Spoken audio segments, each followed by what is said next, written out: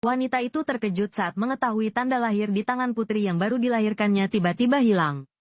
Padahal, ia ingat betul saat perawat menunjukkan bayinya setelah melahirkan. Ada tanda lahir di tangan putrinya. Ia langsung sadar bahwa bayi ini pasti bukan miliknya. Maka, ia segera memberitahu ibunya bahwa ini bukan anaknya, dan menyuruh ibunya untuk memeriksa kamar sebelah. Kakak iparnya juga sedang melahirkan kemudian. Sang ibu segera menggendong bayi itu ke kamar menantunya di sebelah. Lihat menantunya yang baru saja melahirkan sedang beristirahat. Sang ibu segera maju untuk memeriksa lengan bayi itu. Benar saja seperti dugaannya. Ia menemukan sebuah tanda lahir di tangan bayi itu. Lalu, ia segera menukar kembali bayi itu kemudian. Sang ibu menyerahkan bayi yang sudah ditukar kembali kepada putrinya melihat tanda lahir di tangan bayi itu. Wanita itu akhirnya bisa tenang tapi tepat pada saat itu. Wanita itu tiba-tiba menyadari. Ia seolah bisa mendengar suara hati bayinya. Ibunya mengira putrinya mengalami halusinasi pendengaran karena khawatir setelah melahirkan. Tapi tak lama kemudian, sang ibu juga mendengar suara bayi itu berbicara. Barulah ia percaya pada perkataan putrinya. Bu, anak yang kulahirkan kali ini sepertinya bukan anak biasa. Tentu saja, aku adalah naga emas kecil terakhir di dunia. Naga emas kecil?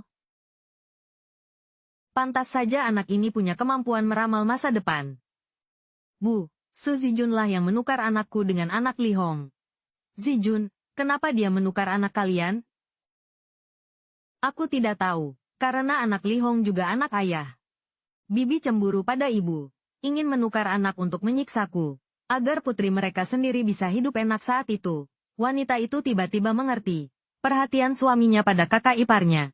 Sudah lama melampaui hubungan kekerabatan biasa. Ternyata 1 jam yang lalu, suaminya diam-diam menukar bayinya dengan bayi kakak iparnya tapi ia tidak tahu. Anak yang dilahirkan istrinya bukanlah bayi biasa, melainkan seekor naga emas kecil yang bisa membuat ibunya mendengar suara hatinya. Hanya karena wanita itu dalam tidurnya tiba-tiba mendengar suara permintaan tolong dari bayinya. Setelah bangun, ia langsung memeriksa tangan bayinya. Namun, ia menemukan tanda lahir di tangan bayi itu telah hilang. Maka terjadilah adegan di awal tadi. Saat ini, sang ibu melihat putrinya dianiaya. Ia sangat marah. Ia langsung memutuskan untuk pergi ke kamar menantunya lagi untuk mencari tahu. Tak disangka, ia malah mendengar percakapan di antara mereka. Bukan hanya aku yang menyerah padamu. Sekarang anakmu juga ada di tanganku.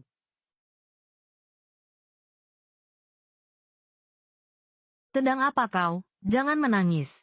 Jangan menangis. Jangan menangis ya. Baik. Baik. Baik ya, jangan menangis ya. Baik. Kenapa memukul anak?